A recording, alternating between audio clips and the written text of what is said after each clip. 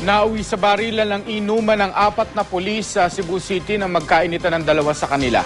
Parehong namatay ang nagkairingang pulis. Posibleng may kinalaman daw sa trabaho ang nangyaring gulo.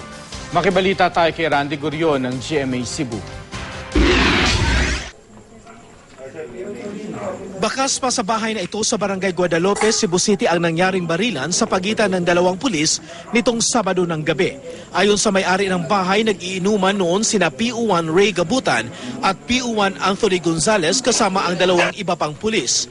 Sa gitna ng inuman, nagkainitan sina Gabutan at Gonzales hanggang sa magkabarilan gamit ang kanilang service firearms.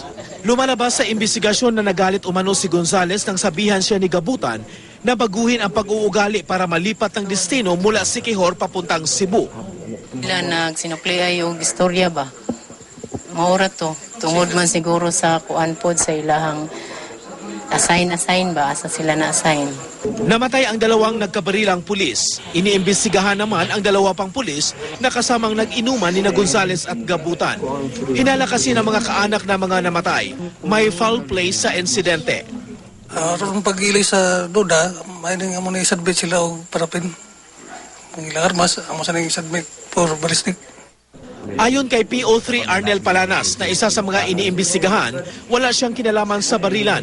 Nagbi-video okay lang daw sila na mangyari ito. Ipinag-utos na rin ng Police Regional Office 7 na imbestigahan ang insidente. Randy Gurion, Nagbabalita, Pilipinas.